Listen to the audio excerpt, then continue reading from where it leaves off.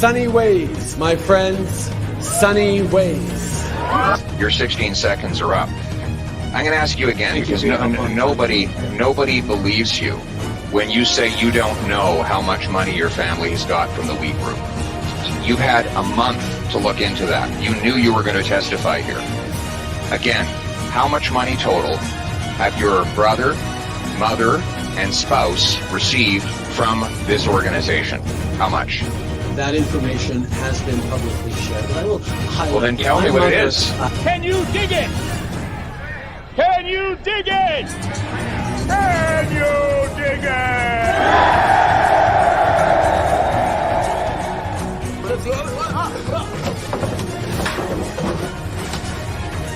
We have recently switched to drinking water bottles out of water out of when we have water bottles out of plastic. Away from plastic towards paper, like drink box water bottles sort of thing. Sorry? The servicing costs on the debt that you're going to have to carry that you're adding to now, right? Interest rates are at historic lows, Glenn. Where's the funds? On the topic, I mean, in terms of your sort of strategy currently, you're obviously taking the populist pathway. What does that mean? Oh, Justin, you're awake. You made it. Have a seat. Have a coffee. You need some. Wakey time. Let's cut that Disney Plus subscription. So we cut it. It's only $13.99 a month that we're saving, but every little bit helps. A lot of people would say that you're simply taking a page out of the Donald Trump book. Which people would say that? Well, I'm sure a great many Canadians, but... Like who? I don't know who, but... Well, you're the one who asked the question, so yeah. You must know somebody.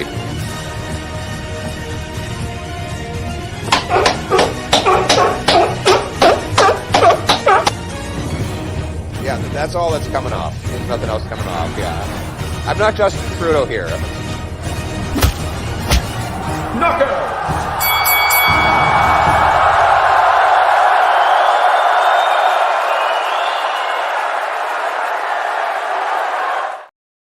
What's going on, ladies and gentlemen? Welcome back to the Fringe. Happy Good Friday, at least as good as it can get now that we're inching closer to April 1st and Justin Trudeau's very sick and disgusting April Fool's joke. Welcome into the stream, everybody. I hope you're having a wonderful day again, as much as you can. Let's start the stream off with a usual roll call that we usually do. Give us a shout out in the chats. Let us know where you're watching from. We'll try to get as many of them in as possible. Let's see if we can get somebody from every province in the country joining us here tonight. Again, it may be a little tough because it's Good Friday. So we're going to see what the audience turns into. But let's get it started, ladies and gentlemen. We've got Tom Strong coming in early from Alberta's industrial heartland. Welcome in. Sorry, Tom Stang. I said Tom Strong, my bad. Manuel Blonde coming in from Bragg Creek, such a gorgeous town, heading into Kananaskis country. Welcome into the stream. Good to see you here. How's the mic sound? I don't know if you guys have noticed there has been an upgrade to the channel with a new microphone. Let me know if it sounds better than it used to. Welcome into the stream anyways, everybody. Let's get going. Louise Zimmer coming in from Regina, Saskatchewan. Welcome into the stream. We've got Anne coming in from Nova Scotia. We've got Theo Thurm coming in from Mission, BC. We've got Abu Obaida. I'm sorry if I'm mispronouncing that, coming in from Mahogany. I'm assuming that's in Calgary, the Mahogany in Calgary, but welcome into the stream.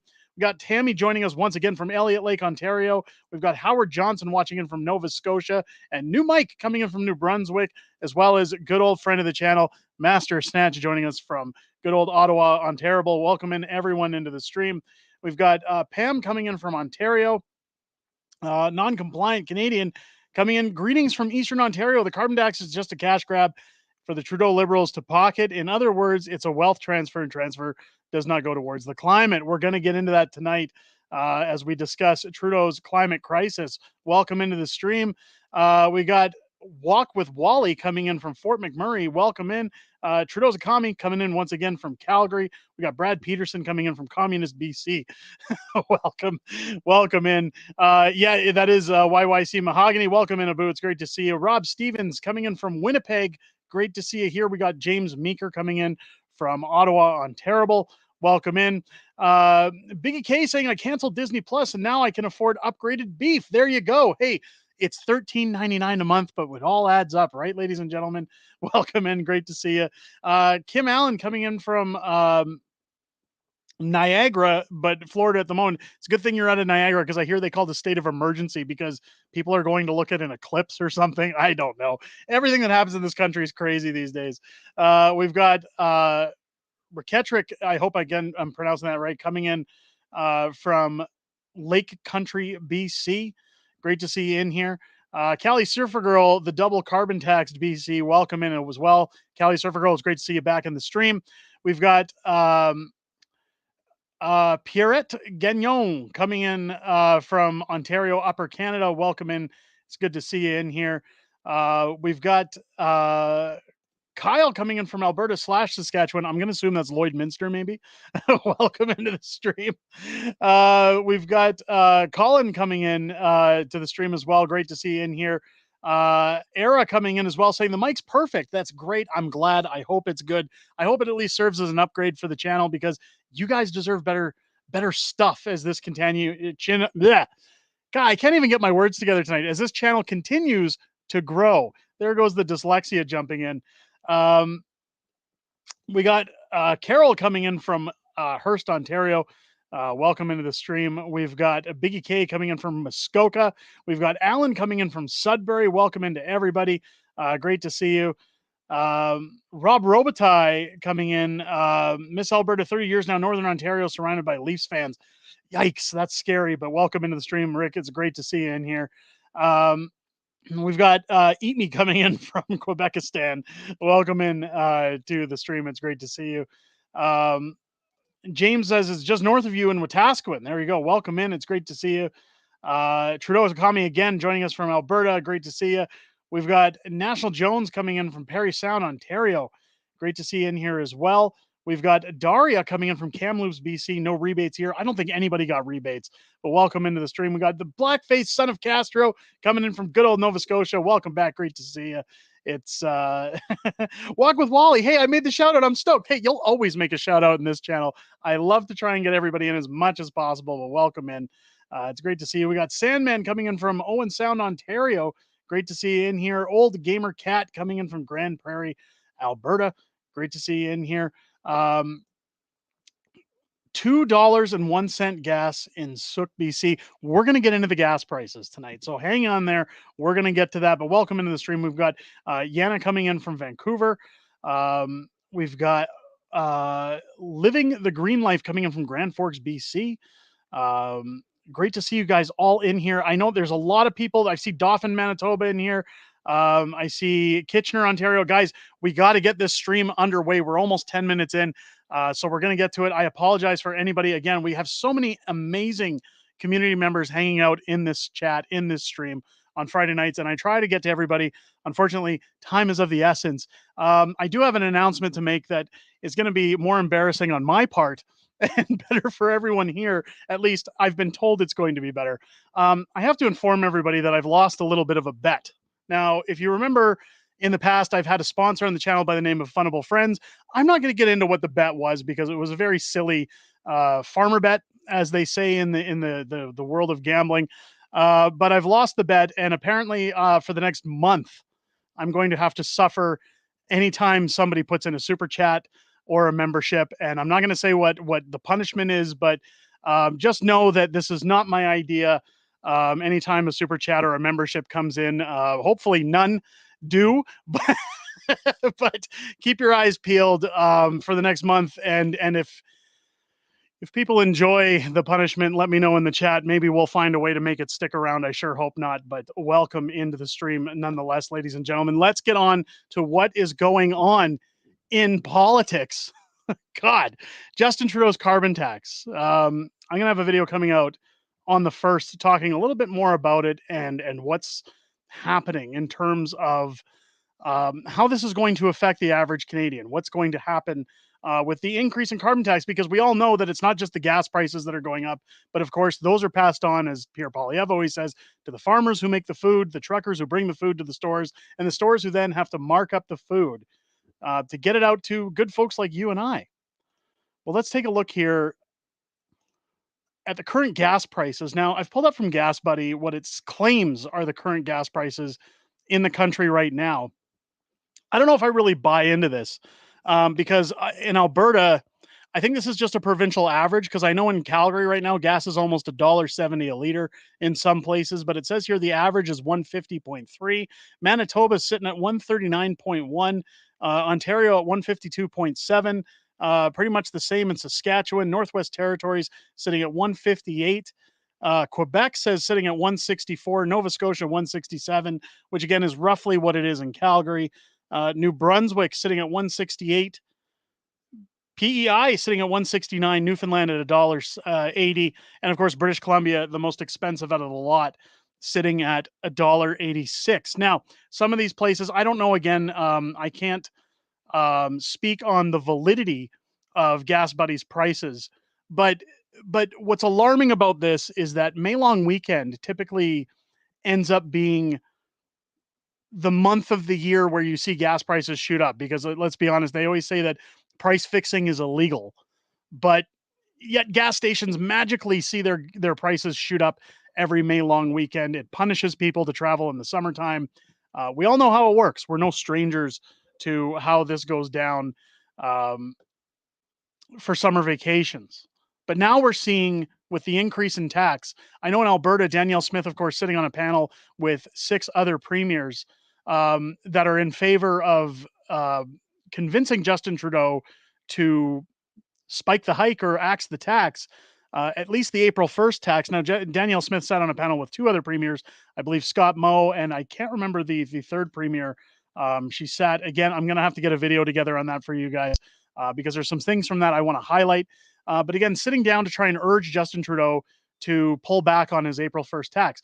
I know Danielle Smith had said that what we're going to see in Alberta is about a 14-cent hike in terms of gas prices. And again, in Calgary, we were sitting at a 135 as early as Tuesday evening, and now it's at almost 170.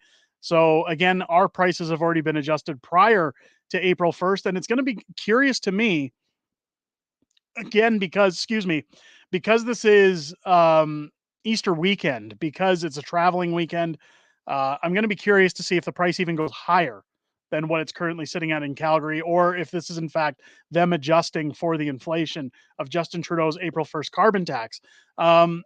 Anything's fair game at this point. I don't rule anything out, but if we look at, again, 186 in Vancouver, if we go by Danielle Smith's math and say let's put an average of 14 cents per province per liter, that well puts people over the $2 mark going into May.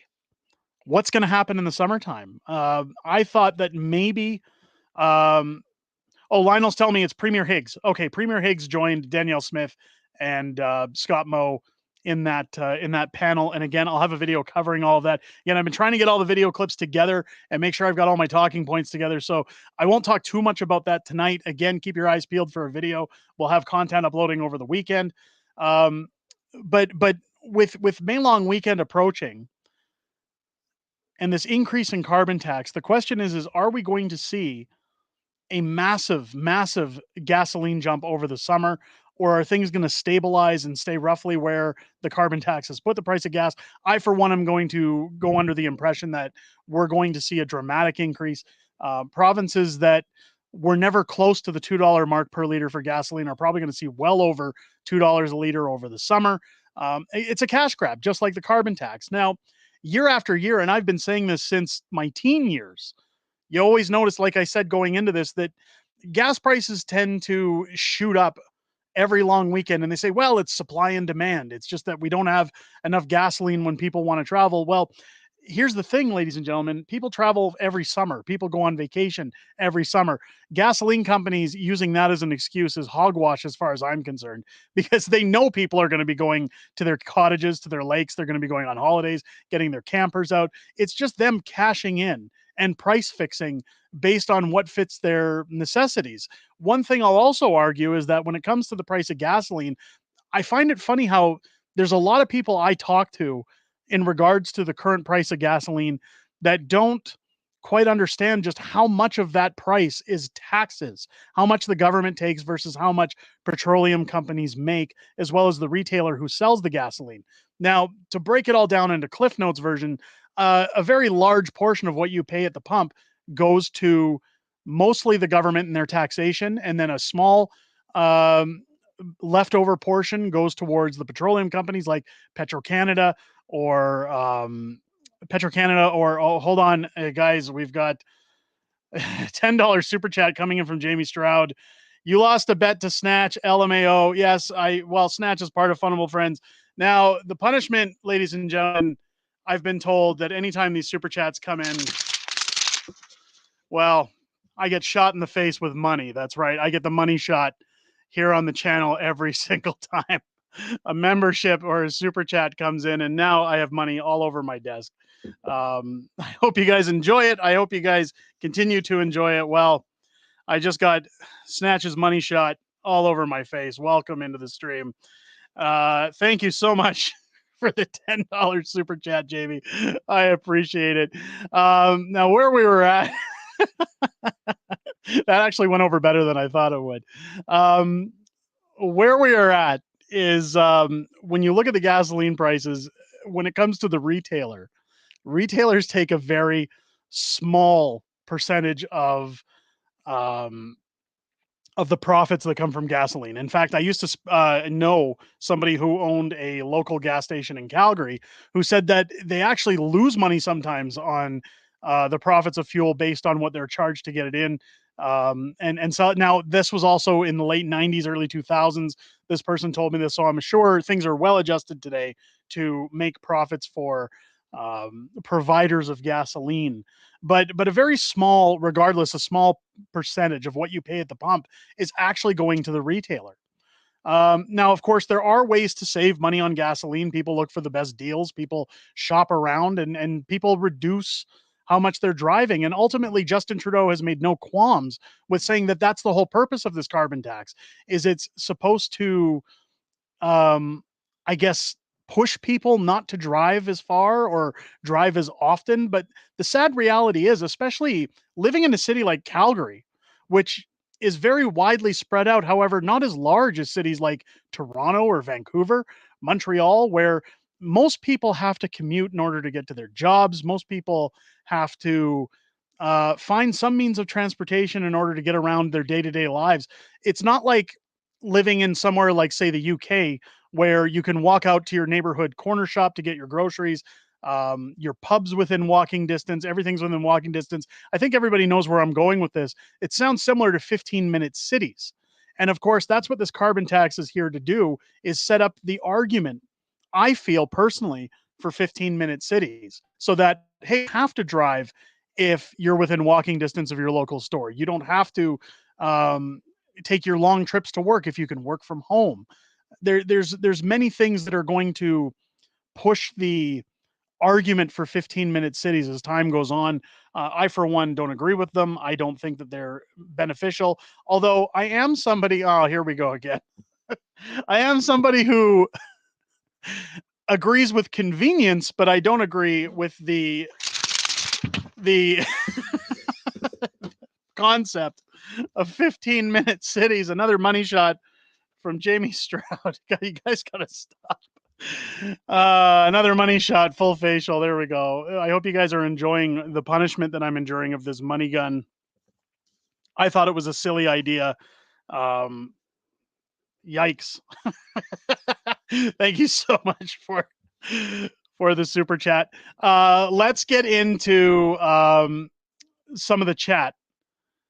Phoebe coming in, Innisfail gas prices are $1.51. Okay, so in Alberta, $1.51 still. I know I spoke with my mother-in-law today close to Red Deer. They said it was roughly the same. And even at 151, it's still too high, right? Oh God, Jamie. 3 times. I feel so satisfied. There we go. More money shots to the face. I'm gonna be happy when this gun runs out of money. That's thank you for the $5 super chat. Thank you for all the super chats. Tonight, Snatch coming in, my minion strike. There we go. Blackface Son of Castro.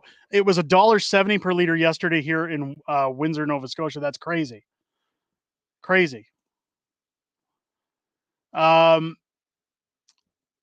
saying that they're around 163. And keep in mind, like I said, this is a price that's gone up just in time for Easter weekend, and it's before April 1st. So either what gasoline companies are doing is charging us early for the carbon tax, which again, I'd be calling my local MPs. I would be asking my municipal leaders. I'd be talking to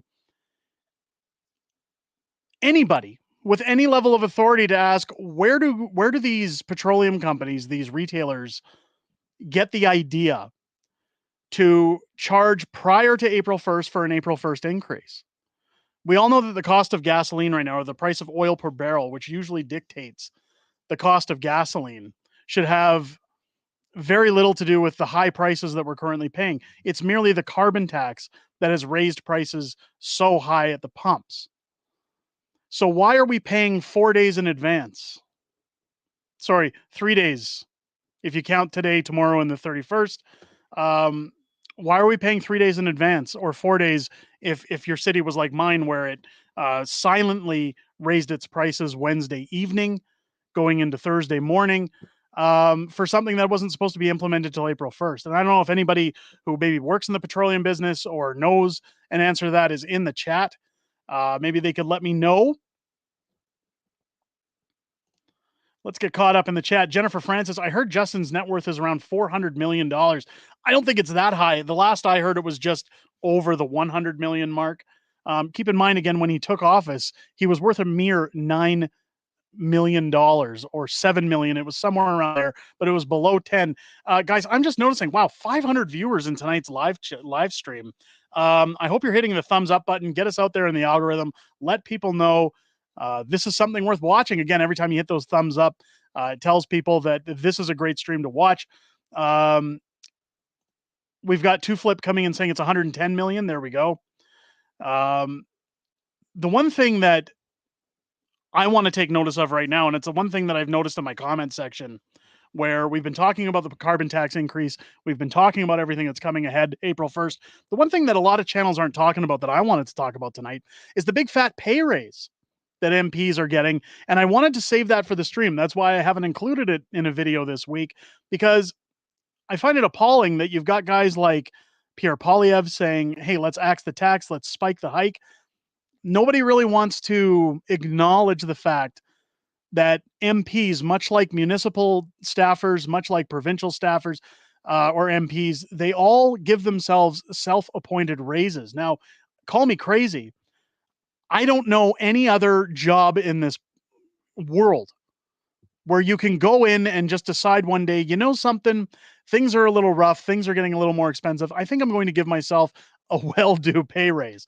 Usually, if anybody works for a large company, or any company for that matter, if you have to go in and talk to your boss about some form of a raise, well, usually it's a back and forth, and it's a, here's why I'm worth more money. And then you always hear from them, well, things are rough right now. Oh, things are slow. We don't want to be giving out raises because it's just not the right time. The excuses go on and on. Yet every year, like clockwork, MPs seem to just get these wonderful, wonderful pay increases. Justin Trudeau, of course, getting roughly a $14,000 pay increase, which now puts him earning over $400,000 a year as the Prime Minister of Canada. And keep in mind, with that $400,000 a year, he doesn't have to pay a mortgage. He doesn't have to pay for his groceries. He doesn't have to pay, well, when his children were younger, he didn't have to pay for care for his children. Everything's on the taxpayer. Pierre Poilievre is the leader of the opposition, doesn't pay for his home. And again, he's taking a hefty pay increase. And of course, he doesn't want to talk about it because, well, it goes against the hypocrisy of, hey, I want to fix the country. I want to change the country. Now, I've got nothing against Pierre Poilievre. I've said multiple times that he's got my vote as far as I'm concerned when it comes to the next federal election, that anytime, as any politician, I don't care what party you run for, when it comes time to hold somebody's feet to the flame, I'm going to do it whether people like it or not. Unfortunately, in politics, it's not a popularity contest. And Jamie, Jamie with another $2. I got a pay raise for you, Derek. There's another money shot. Oh, it's such a silly punishment. Thank you, Snatch. Thank you for putting forward such a silly bet to make me have to implement this cash gun. I can't thank you enough. I hope everybody's enjoying the money shots as the stream commences tonight. Thank you so much for the super chat. I am very grateful. With JT's pay raise and Pierre Poilievre's pay raise, of course, though, Pierre doesn't want to talk about it because it goes against the hypocrisy of why he's running for the country, why he's running for the prime minister's job. He wants to axe the tax. And don't get me wrong, ladies and gentlemen, I've said multiple times that I have no problems with people making money. I have no problems. In fact, I was talking with a friend of mine not too long ago when they said, I miss the old days in government when they used to just skim a little off the top and we weren't, any of the wiser. And I kind of would want to go back to those days. Now, of course, when you talk about pay increases for MPs, even for people like Pierre Poilievre, it's necessary because the money printing that's gone on in this country, the inflation, the carbon taxes, everything that's gone into play, people naturally need more money in order to survive. I know in my household, we are a 6-figure income household, yet we still live check to check. Once you factor in insurance, mortgage payments, sky-high utilities, filling up a gas tank every week, food for a family of 2 adults and 3 children, it all adds up in today's market. And to me, it's more baffling that I'm looking at a family that brings in a 6-figure income that has to say, hey, we're comfortable, but we're on the brink of, if we were to hit a $500 or $100 or $1,000 emergency bill all of a sudden, that can put us into dire straits. There's many Canadians right now that can't even handle an extra $100 cost on their monthly bills. That would put them into dire straits. 5 years ago, if my wife would have said, hey, I found a job that's going to pay me, say, $80,000 a year, I mean, we would sit back and say, that's a lot of money. Our lives are going to be better. Our lives are going to be easier. But when you think about it, when almost 50% of what you make goes to the government, well, you're not making $80,000 a year, you're making 40. And in today's standard, it's just not enough. People are talking about the immigration as well. Sandman coming in, 1 million people in 3 months. That's a huge problem. Kian Bexty put out a tweet the other day talking about immigration in the country and said Pierre needs to deport at least 1 million people right off the cuff once he becomes PM, or else this is all going to be for nothing. And again, Pierre has talked about slowing immigration, but he hasn't said anything about removing the immigrants that are currently becoming a burden on Canadian taxpayers. There was an article released the other day about how much Niagara or Trudeau spent housing immigrants.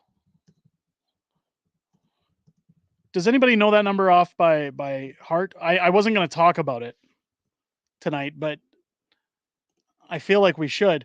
Housing asylum seekers at Niagara hotels cost Canada more than $100 million. There it is. $100 million.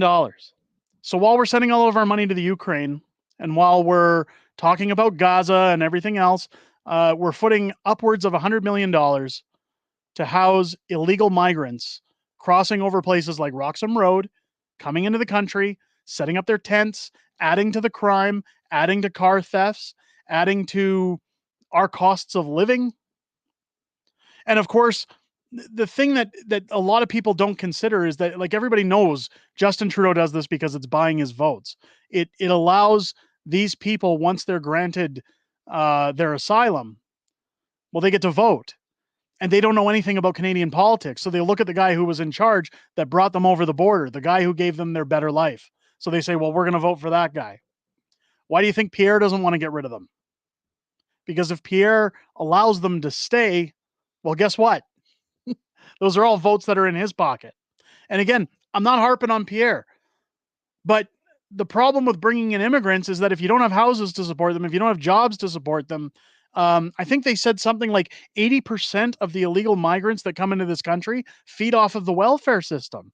So you look at this $100 million that's going into the cost of just keeping them in hotels while we're waiting for their day in court for them to be heard. What about once they're granted their asylum and they immediately sign up for welfare? That comes off of Canadian taxpayers. That's a strain on the Canadian system. Two Flip saying many have a grade 2 education. Okay, either way, there's a high percentage of lazy individuals that solely come to Canada to cash in on our welfare system. And people often say to me, and I've talked to other educated adults about this, who say, well, have you ever seen what the welfare recipients get? It's not very much.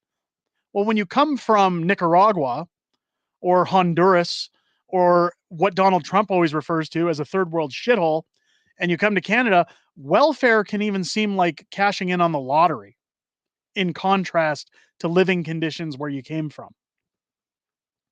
People need to remember that.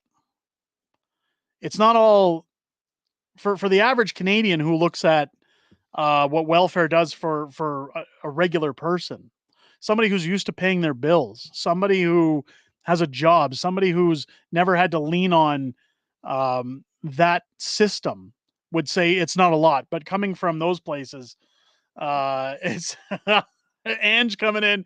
Make it rain. There we go. Another shot from the money gun. I'm almost out of bills in there. I'm going to have to break for a minute to reload. Reload the gun. Thank you so much for the $2 super chat, Ange. God, I've got a feeling people are going to want this money gun to stick around. If you're enjoying the money gun, drop a 1 in the chat. Let me know. Maybe we'll find a way to keep it around if people are enjoying it. I feel like it's too much. There's people who talk about super chats that go to other channels and the way people behave. Look, I'll be honest. Anytime people give a super chat, of course it helps the channel. Of course it helps things out. But I don't ask for them. I don't look at all the ones shooting up in here. My goodness. So I'm very appreciative of everything people give me on this channel. But ladies and gentlemen, this was a lost bet that is now looking like it's turning into a tradition here on the channel. Here we go. Thank you so much. He says that most are from Brazil. Okay, so even in Brazil, when you look at Brazil's current political layout or quality of life, I'm going to reload this money gun while we're talking because it avoids having to take a break. When you look at what's going on in Brazil, if you come from a country like Brazil to Canada, you're giving up that below the equator temperature for snow 7 to 8 months out of the year. But you're also coming and living on a system that's essentially going to pay you to sit around and do nothing. If you have children on top of that, you're going to get a check every month to look after your kids. At least I'm under the impression. What does it say? Derek, you have another super chat? I don't think so. Did we? No, we got Ange. We got Ange. We got everybody.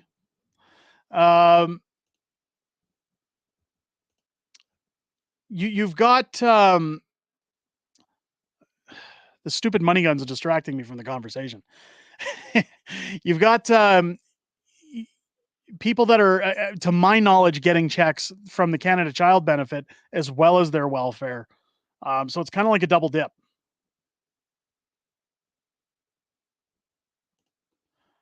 He says there's a huge underground economy and they all don't pay tax. So you've seen this.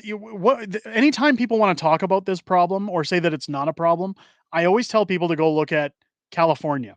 Go look at what Gavin Newsom's done, or even the problems California has faced with Mexican immigrants. I've got nothing against Mexican immigrants. I've got nothing against Mexico. But again, when it comes to migrating to another country, there has to be legal ways of doing it. You have to do it by the book. There's a reason you have to apply to go to another country. It's so that you're contributing to society, so that you're not bringing down their economy. And when you go past certain outfits in California and you see people looking for work, you see people working under the table, you see people bringing in other products from other places that are, again, under the table, easy access for people. It strains on the economy. It's if you want to know what Canada is going to turn into, look no further than California. Steph coming in with Jesus. There we go. A little money gun shot. I'm gonna have to do shorter money shots to keep the gun stocked. But thank you. Thank you, Steffi. I appreciate that. Thank you so much for the super chat. Chad saying that tax exempt in Canada is 15 grand. Why pay tax if your house is already paid for? So I know a lot of people. That again, Wix Farm. Thank you so much for the $2 super chat. I got a bad feeling this money gun's going to stick around. It's when you look at claiming dependency on people, I know people who file their taxes who say the same thing, that friends I've known over the years say, well, my wife or husband, whoever's at home, could go work a part-time job, but I don't want them making over 13,000, whatever it is a year, because I get to claim them as a dependent, because then I get another roughly $3,000 to $4,000 back on my income taxes that I don't either have to pay the government or comes back in the forms of a refund by having them at home. So you're actually incentivizing people to sit at home instead of making minimum wage income, because it's more beneficial when it comes time to tax season. If you're having to do those things, that tells you you're paying too much. Geez, Wix Farm, it is the law for the wages increase. Harper voted that they won't. Okay, hold on. I'm going to have to read that super chat after the money shot. There we go. Thank you so much. I've got money all over the place. So what can I say? It is the law for the wages increase. Harper voted that, and they can't refuse the raise. They can't refuse the raise, but the problem, Billy Mustang, can I borrow that thing for the strip club? Yes, come and get it, please. Get it out of here. It's it's insane. Look at this. I've got money stuck in my shirt. My God. Thank you, everybody. I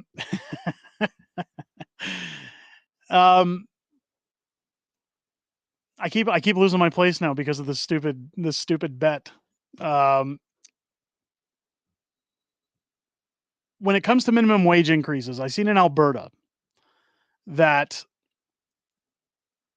the minimum wage shot up maybe about 7 years ago to $15 an hour.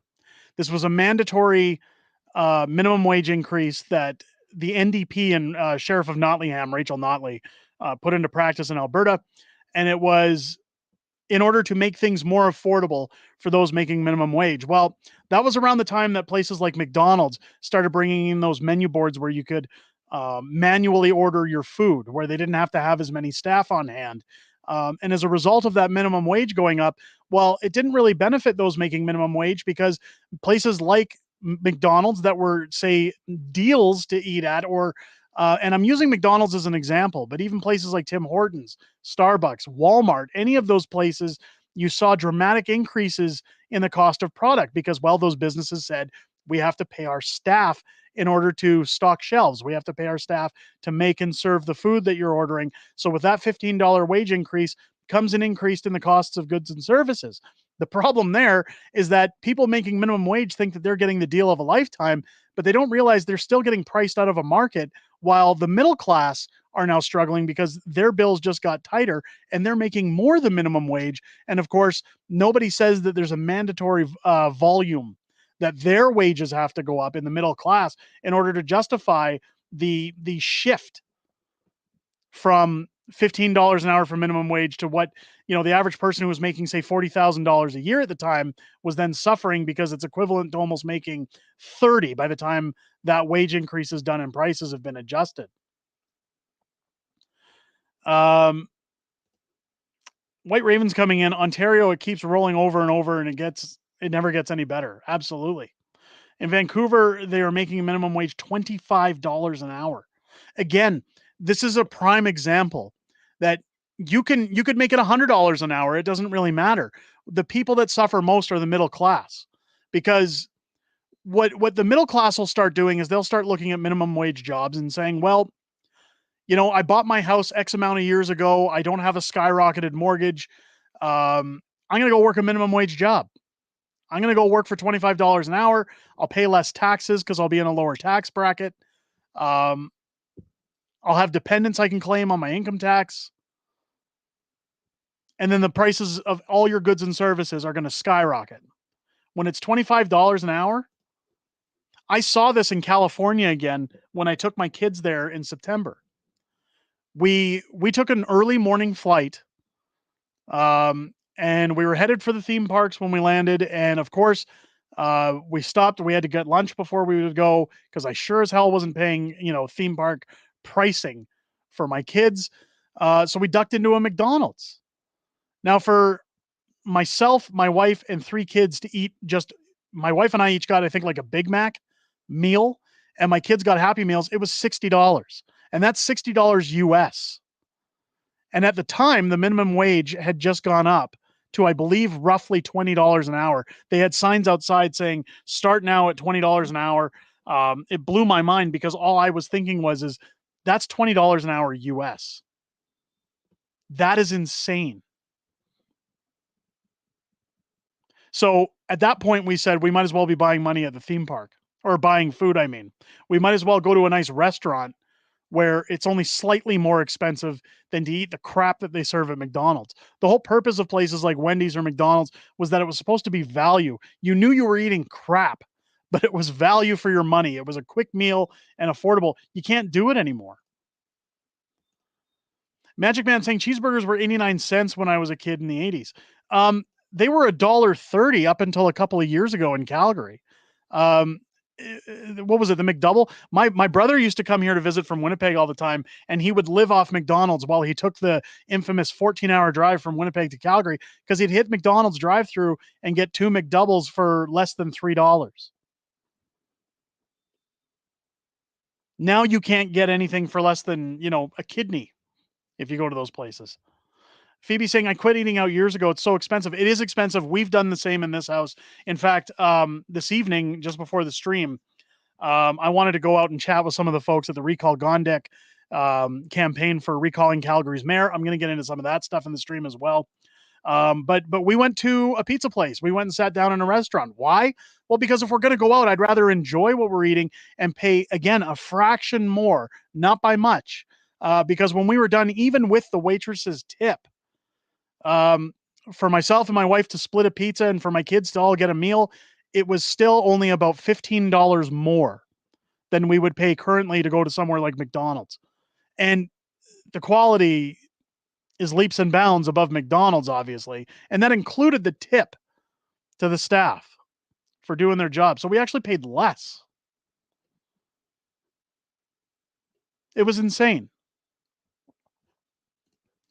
$18 for a combo at A&W, $80 for a family of 4. These companies will soon fail. Well, they're going to fail.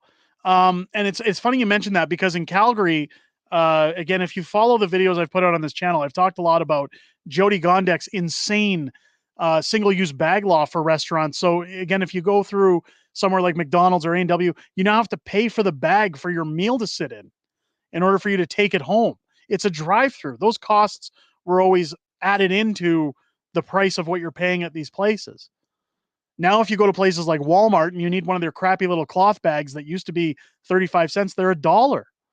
All because of this silly bag bylaw that is nothing more than a cash grab. So the answer then is that people start saying, well, with the cost of McDonald's and with the cost of these bags and all the extra added costs, we're going to stop eating there. And McDonald's issued a statement not too long ago, especially even in the US, saying we're going to go back to figuring out how to make affordable meals for people because they've gotten too greedy. People are starting to already walk away from those businesses. They're starting to see their money go out the window. I said it to my wife not too long ago that this was an opportunity for one of these restaurants to completely undercut the competition. That if they just started looking at their bottom line and saying, guys, instead of all of our CEOs getting another house and another boat this year, we're going to be the cheapest, most affordable institution on the planet. That while everyone else's prices go up, we're going to sell our stuff for slightly less and still make a killer profit. How are they going to make that profit? Well, anybody who goes to these other restaurants will suddenly come there because the deals are there. So instead of serving 10 people a $5 burger, you'll serve 30 people a $3 burger. You'll make more money over time. It's more bees with honey, and nobody wants to do it, which shocks me. There was an article the other day talking about how restaurant prices are getting out of hands for fast food places, and the first company to be shown on that article header was Five Guys. I haven't gone into a Five Guys in years. I don't know what the cost is, but I imagine it's up there to get something to eat. And people are walking away. People aren't stupid. People are starting to say, if I, again, like myself, if I'm going to pay that kind of money, I want quality. In the early 2000s, I used to take my wife to Tony Roma's, and we could get a rack of ribs and a meal for $25, 25 each. And that was considered, going bigger for a meal. The average restaurant for a burger and fries, like a sit-down restaurant, would charge like $12.99. So it's like, yeah, we're paying double, but we're going to Tony Roma's, we're going to the Keg, we're going wherever. Nowadays, you want those meals, forget it. They're $50, $60. It's getting insane. I see Roman Patriot coming, or Romanian, sorry, coming in. I won't be able to go to the Calgary Stampede this year due to inflation. Plus, I hear they're hiking up their admission prices too. So yeah, the one thing I noticed at the Calgary Stampede last year, we went because Clyde was here visiting, and we decided, hey, let's go down to the grounds. I did a live stream from the grounds. Him and his family were going from food truck to food truck because they're on vacation. They wanted to experience things. What I couldn't fathom, and what I warned them about, was my wife's company. Again, they're in well servicing, so they're in oil and gas. They do a lot of work around the province in oil and gas. They're busy. Stampede's a busy promotional time for them. So they go down to the grounds a lot with business partners during the Stampede. One of my wife's coworkers was saying that for him to buy just hot dogs for him and another associate, as well as a beer for each of them, was $100. So 2 beers, 2 hot dogs, $100 down to the grounds. And when you go down to the grounds, it's flooded with people spending ridiculous amounts of money for nothing. And this is where I was going to get into with places like McDonald's.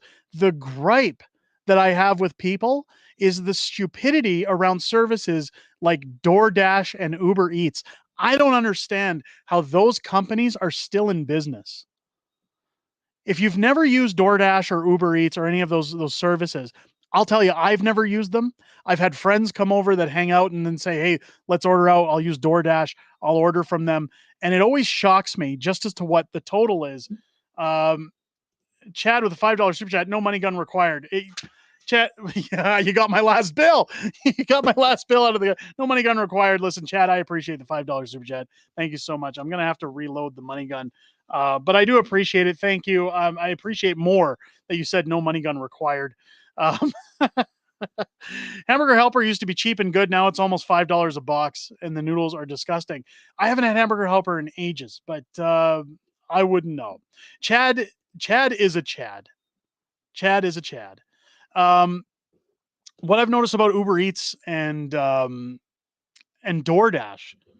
So let's just put it into perspective that if you don't know what they charge, the last that I seen was if you were going to buy a meal at, say, McDonald's, that would normally, like, let's say a Big Mac combo costs you what, $17 now at McDonald's. If you were to order that from DoorDash or Skip the Dishes or whoever you're using, chances are that it's going to cost you about $25 to $27 It's like paying stadium prices for a meal. So instead of $17, $25 to $27, and then you have to tip the driver. And on top of that, I've been told that you actually have to give a larger tip if you want it faster. So your $17 combo might actually run you somewhere in the vicinity of $35 by the time you're said and done.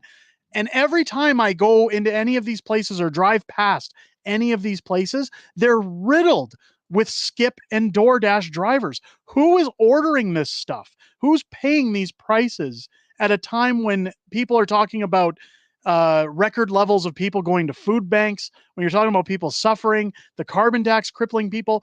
The biggest problem and argument that we're going to have when it comes to fighting the government and fighting these things is that there's a very steady supply of moronic people that are willing to just cough up a bunch of money because they're too lazy to get off their fat asses and go get their food themselves. It's killing our society. They're part of the problem. They're a huge part of the problem.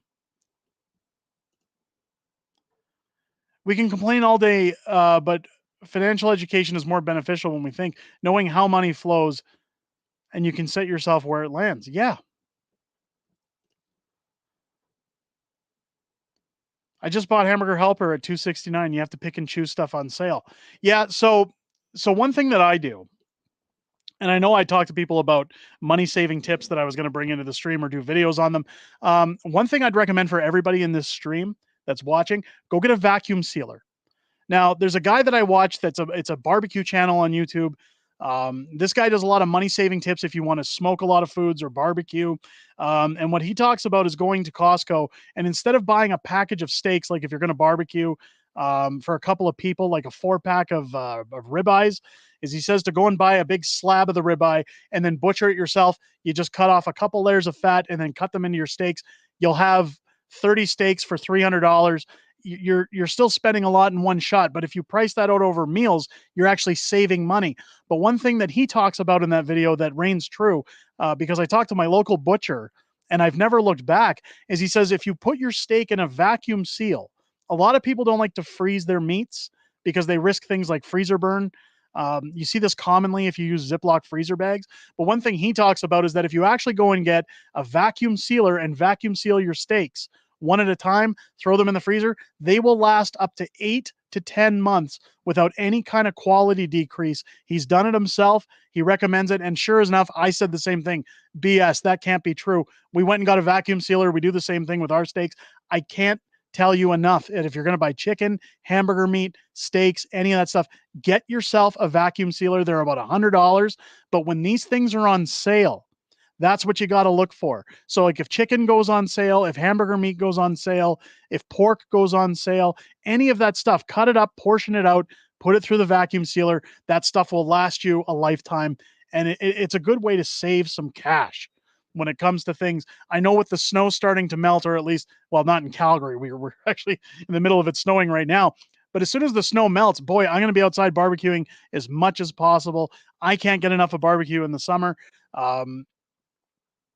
But at the same time, the only reason we're going to be able to afford to barbecue is because we have that vacuum sealer and we've bought on deals rather than trying to buy the day we need it or anything. Like I'm much like a guy like Gordon Ramsay, where I talk about, I like fresh, not frozen. I'm not a fan of freezing things, but ever since I listened to this guy's stream about getting a vacuum sealer and doing it, I'm telling you right now, I could take a steak out of my freezer that's been in there for 6 months under the vacuum seal and then grill it next to a steak that I just picked up from the store. I will not be able to tell the difference. It's night and day, folks. Fresh is always the best. I'm not denying that, and I fully agree. The problem with fresh is the pricing. Ground beef is better for you to get the tissue ground up. Okay, fair enough. Barbecue, make more carbon. Listen, if I'm paying for the carbon, I'm going to emit the carbon, because no matter how much carbon I emit, it is nearly not a fraction close to what Justin Trudeau does. Vacuum sealing always makes me worried about plastic phenols and when packaged that close to the meat for that long. And Joe does have a good point. Again, I've had no issues currently. Now, I can't tell if I've had any of that stuff into my food because it's so microscopic, but it's for a money saving tip, because there's times I've seen people at places like Costco when the prices of these foods are going down, and people say, God, it's only too bad I can't freeze this for long periods of time, or else I'd buy it. I'd buy more. It'd be more affordable for my family. One thing I do in this house with my family is we tend to um, do similar meals every week.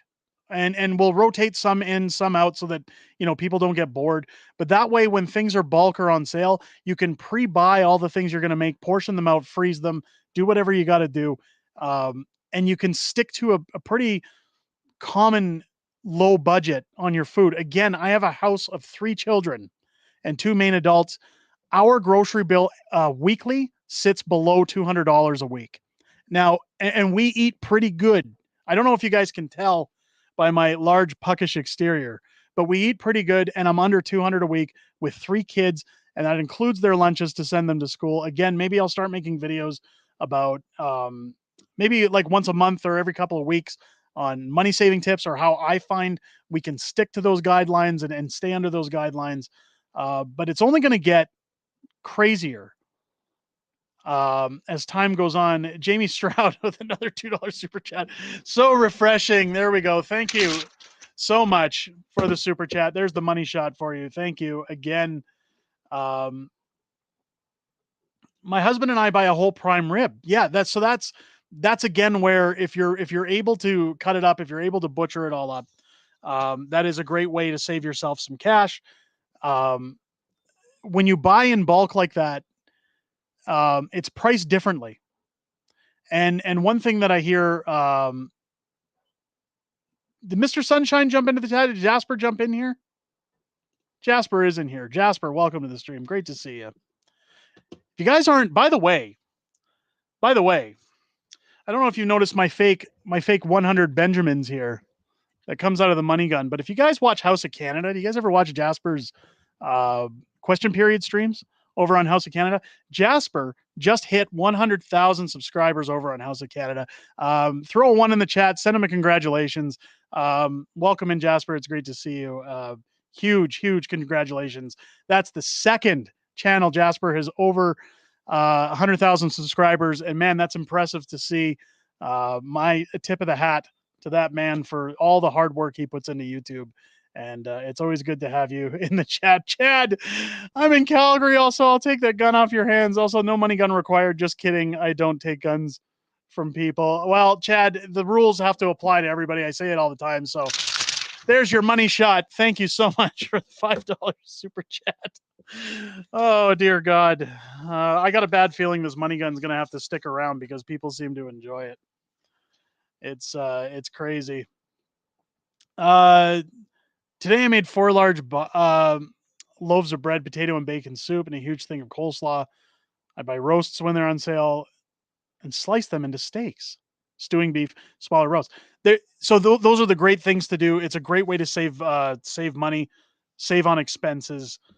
Again, maybe we'll get into some of those things as time goes on this channel, because I know I'm a very cheap person. My father is Scottish.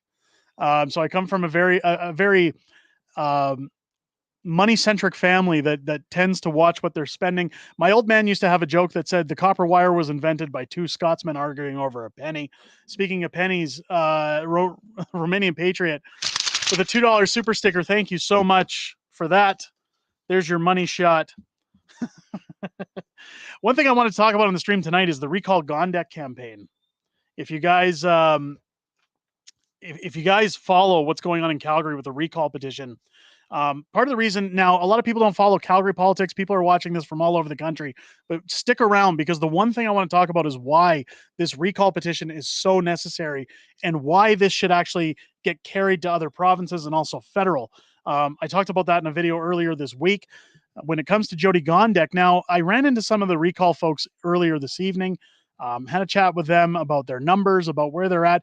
And again, I don't want to put any of their information out without their consent. So I won't talk about what they've told me in terms of numbers, but they've done an impressive feat when it comes to recalling our current woke failure of a mayor. Recall legislation, of course, was instigated by Fat Stalin. I mean, Jason Kenney, when he was, head of the UCP during the pandemic. Now, the reason he put that through was a lot of people were requesting it. He thought that it was maybe going to gain him some points, but let's be honest, Jason Kenney was a federalist. He was always interested in running for federal politics, and he butchered his name so much that, well, that's not an option for him now. But of course, recall legislation was brought in. The Giant Keeper with a $1.39 super sticker. Thank you so much. There's your money shot. I'm going to get all this dirty, filthy money off of me. The recall legislation was instigated. And of course, as soon as it was available, well, people are already using it in Alberta. They're using it to recall their corrupt mayor. And while they may not get the signatures required, now, in order to get those signatures, you have to get, I believe it's half of the population to sign on, or half of the voting population. So in order for Jyoti Gondek to be recalled, she needs close to 500,000 signatures in a city of 1.7 million people. I don't know if she's going to get it. I highly doubt it's going to go through because I believe they needed an average of about 8,000 signatures a day. I don't think it's coming through. But what's important for this, and where I'd be grilling people like Pierre Poilievre, is why can't we get this legislation for other provinces? Why can't we get this legislation for federal government? Meaning, if they're doing damage to our country like Justin Trudeau is, can you imagine how quickly we would get the signatures required in Canada if it came down to a fail-safe to call an election? Now, before people say, hey, look, people would be throwing these campaigns up all the time. People would constantly be trying to get people out every time they got butthurt. The catch-22 with this recall legislation is that you're only allowed to do one petition per person per term. So if this recall petition fails, Jyoti Gondek gets to serve out the rest of her tenure as mayor until the next election. So if we did that against Justin Trudeau and it failed, then Justin Trudeau would be able to serve out the rest of his term unless an election was called via, motions in the House of non-confidence, however you're going to do things.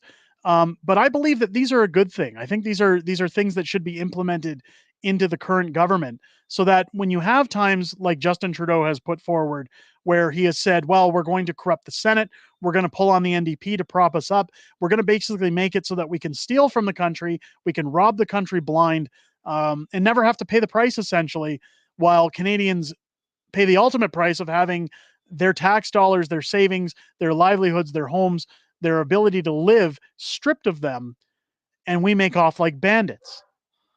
We need recall legislation to the federal government so that we can get signatures and hoof them out without things like motions in the House of non-confidence. If you're going to put non-confidence in the government, I believe that non-confidence should come from the Canadian citizens who put these politicians there in the first place, and that we should have a right to vote on non-confidence. Jyoti Gondek, of course, doing everything in her power in Calgary to make sure that she's having police rip down signs. We've seen signs vandalized. We've seen Jyoti Gondek come out saying, oh, I'm going to start listening to Calgarians.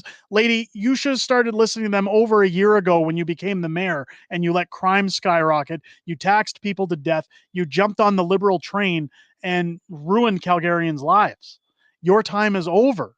I seen a hilarious article the other day come out saying she's debating whether to run in the next election. She doesn't stand a snowball's chance in hell if she's being recalled 1 year or a year and a half into her tenure. Snatch saying, sadly, it'll fail. It will fail. But again, federally, if we had that option, or even provincially, in other provinces across the country, I think that the recall legislation put forward sets a tone or a precedent for other provinces to push that. Anytime you see a politician, I've often said that when you look at policy that comes in from politicians, anytime they say things like what happened during the pandemic, where we just need a little increase in power, we need these temporary measures, and we need the vote of the House allowing us to do certain things and bend certain laws because it's a time of crisis. We need that. Well, anytime you give the government power like that, they never give it back. They refuse to give it back. So if people were to push these politicians and say, listen, we want you to start implementing a way that we can vote you out if you're not upholding your end of the deal. If they put pushback on that, it's because they're basically telling you that they're not going to do a good job. If I was running for office, and well, I'm running for mayor's seat in Calgary, but if people said to me, hey, we want this legislation so that if you do a bad job, we're allowed to vote and possibly have you kicked out of your job. If I said, oh, no, you can't do that, what does that say about what I'm going to do for you as the mayor or as the premier or as the prime minister? If I was confident in the work I was going to do, of course I would back that and say, yes, this is a country made by its people. The province, the city, the country, they should have a right to decide if things aren't working for them. There should be fail-safes in the system that allows people to regain control of their democracy. Because Justin Trudeau has turned it into a dictatorship. We've seen that time and time again throughout his 8 years as prime minister. Amnesty saying selected, not elected. Yeah. Recall legislation needs amending. There are amendments that do need to be made, Joe. I'm not gonna argue the saying that recall legislation is perfect. What I'm saying is that it's a stepping stone to what the country needs installed in its federal government as well as every province, not just Alberta. It sets a precedent that the people still have choices if they're unhappy with their elected leaders.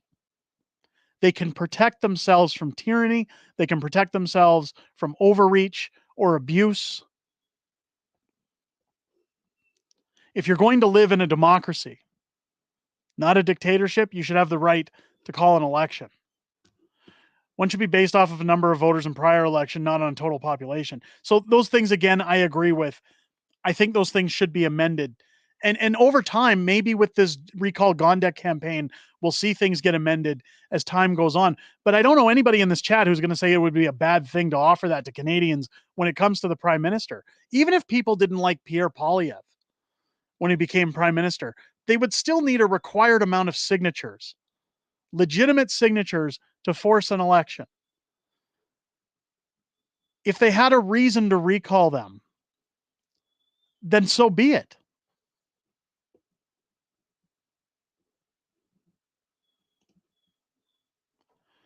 This is what lemmings believe. I get it. I get it. Listen, I'm talking about the idea of a democracy. We certainly do not live in a democracy. The United States does not live in a democracy. We've seen that. Daphne Devine, welcome into the stream. We need democracy back in Canada. Yeah.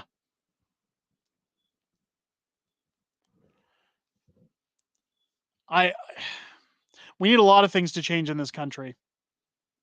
One of those being the wedge issue that Justin Trudeau creates. If you look at the way Justin Trudeau runs himself, he's blaming the Conservatives right now, as well as Conservative premiers, for asking him to spike the hike.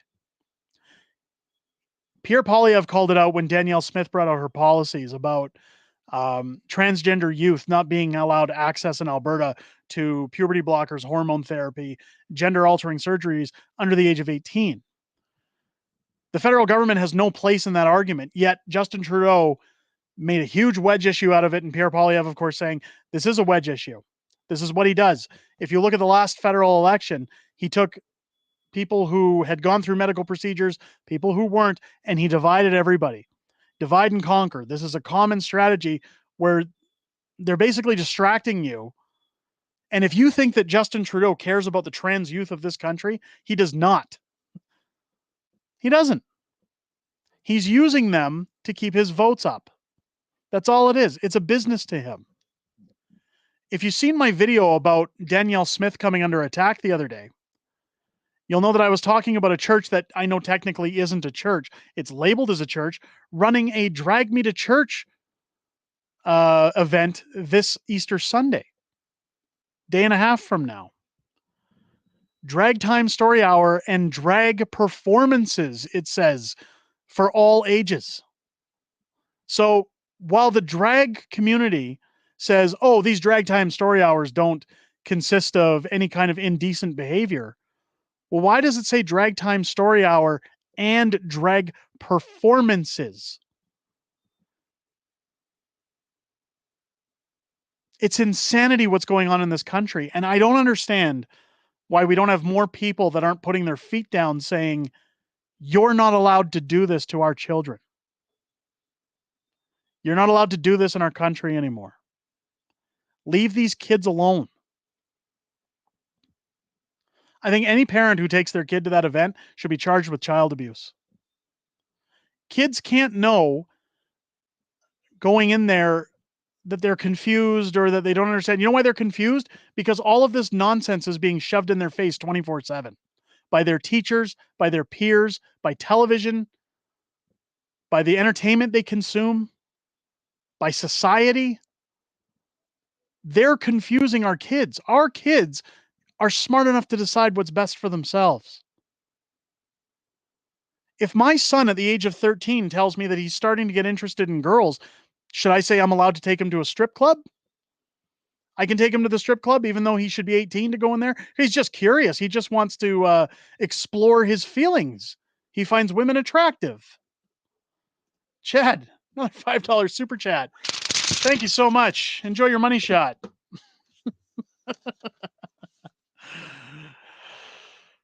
Have adult female strippers reading at libraries and see what happens. Well, that again comes back to what I'm talking about. It's a two-way street. Anytime you see people arguing trans people don't have rights, they have more rights than I do. Are you kidding me? If the thing I find funny in the whole hypocrisy about the whole ideology is that people will say, I'm willing to listen to you until you don't agree with me. And if you don't agree with what I'm saying or what I believe, you're wrong. How is that any different than me saying, I don't agree with women having to change with men claiming to be women? People say, well, you're a bigot. Well, you're a bigot because you won't listen to my opinion. You're telling me I'm wrong for having a belief. The belief that grown-ass men claiming to be women shouldn't be changing with women. You're a hypocrite. The rules apply one way, not two. And that's my biggest problem with the whole situation. If I were to sit down with an educated person who was advocating for the trans community, who said, we feel attacked, we feel suppressed, we feel that we're not getting the recognition we need, I would listen to all of their points. But if I said, I feel attacked because my children shouldn't have to watch men in a women's change room disrobe, I feel attacked because my children shouldn't have to go to strip shows with men shaking around in G-strings dressed up as women. Now, a sane individual would listen to those points and say, you have a point. I can see why you might feel threatened by that if your children were to be exposed to that. But that's the problem, is that the other side of the fence doesn't support that. They say, nope, you're hateful, you're a Nazi, you're a bigot, you're all these terrible things because you won't jump on our bandwagon and do what we want to do. That's a one-sided argument. That's a straw man. And that's why when I run for the mayor's position, I'm getting rid of that stupid law, the bylaw. It's gone. If you're trans, I'll find you a room you can go change in with other trans people. You're not going to be allowed in a change room with women anymore. I'm sorry. It's not happening. I would actually feel concern for a transitioning female to male going into a men's change room. What if a sick individual was in there and assaulted that woman who is transitioning into a man? Why should I put them at risk? If trans people want to feel included, they can be with their own kind in their own change rooms should they desire to go in there. You'll also only be allowed to go into those change rooms if you're 18 and over. If those are implemented. Those are the rules. I'd love to live in a world where we just put our foot down and say, enough is enough. If you were born a man, you go in a men's change room. If you were born a woman, you go in a woman's change room. And here's the defining argument for it. How many times in a day does that actually get used in one of these city spaces? How many trans women come in every day to use a change room in those facilities? I'm sure it's a very small percentage. I'm sure it's a rare occurrence. People who have agendas to be around kids. Anytime I hear about these drag time story hours, I always say, how come you don't go to an old folks home and read to old people? Why don't you go read to them? They would love to have visitors. And they always say, well, because we'd be judged. No, you want access. One of the things being hauled out at this event, this drag me to church event in Calgary this weekend, is drag performances, drag time story hour, and speeches. Speeches. They should relabel that indoctrination, because that's what they're doing. They're confusing the youth. You must think this way. You must feel this way, because just like we tell adults, if you don't agree with us, you're part of the problem. And you don't want to be a part of the problem, do you, little Billy? No, sir. Okay, well, it's ma'am, and you can't be a part of the problem. So you got to agree with us. You got to dress up the way we do. You have to date a man, even if you're interested in women, because you're phobic if you don't. You have to buy into our weird ideologies. I've had enough. The world's had enough. Don't forget, Trudeau asks parents through the TV to leave the room. Yeah, that was creepy. I have a trans in my dorm of women, and it's scary. He's huge, and I'm 5'3", and he's at least 6 with football player shoulder girth. It's putting people's safety at risk. You're putting everyone's safety at risk. I've talked numerous times about the young teenage girls who were at a pool in Calgary. The very first week they implemented these policies, and a man claiming to be a woman went into the change room and exposed himself to these 2 children. And the police showed up and said, well, he's gone now, but we're not going to pursue them because we don't want to risk having any kind of issue with blowback from the public because we're prosecuting a trans person. Daryl Hart, $10 super sticker. There's your money shot. Thank you so much. I appreciate it.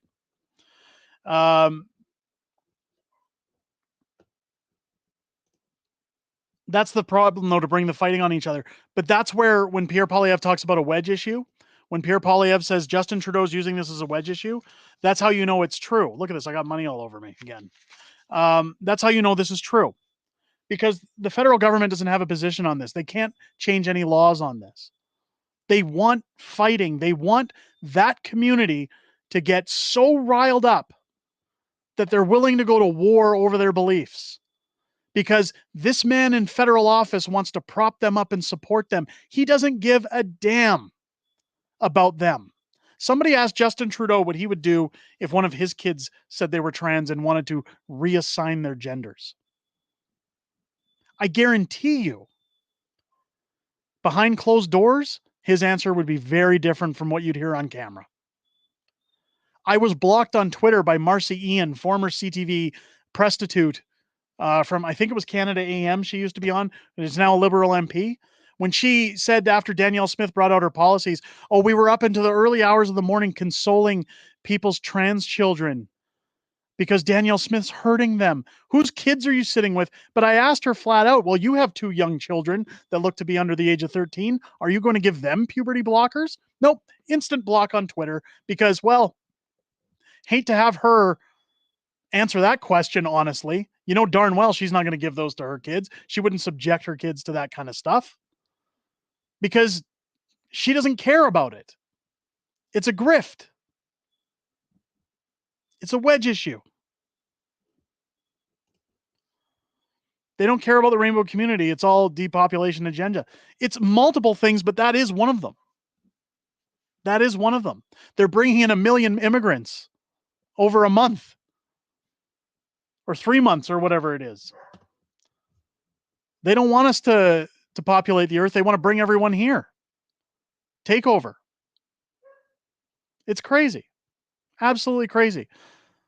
But you know what's even more crazy, ladies and gentlemen? We've approached over the 1 hour mark. We're almost heading into the hour and a half mark. That's going to wrap it up for this stream. I can't believe 530 people roughly in the stream tonight. My God, what an amazing live stream. Ladies and gentlemen, if you're not subbed to the channel already, make sure to hit the subscribe button. Join us here on our large Fringe majority here on the channel. Check back frequently for content, as I'm always uploading new content here to the channel. I probably won't have any weekend content this weekend, simply because people are out for Easter. People are away. You know what? That's a lie. I'll probably put up a video for tomorrow, but not Easter Sunday. That'll be a break for everybody. Possibly Easter Monday as well. But keep your eyes peeled nonetheless. Turn on your bell for notifications so that you're notified every time videos come out. Ladies and gentlemen, any videos that are missing over the weekend will be made up during the week. Make sure to hit the thumbs up on your way out and show everyone that this is a stream worth catching up on, worth checking out. Again, I hope you guys enjoyed this stream and have yourselves a great weekend. Thank you so much to everyone for being here, everyone who gave super stickers, super chats tonight. That wasn't the purpose of this money gun. Again, it was a punishment for a bet that I made, and I've got a bad feeling that people are going to want it to stick around. But again, I thank everybody for the overwhelming support tonight on the stream. I hope you guys have a great weekend and a great Easter if you celebrate that. If not, enjoy your weekend regardless. I'll catch you on the next one, everyone.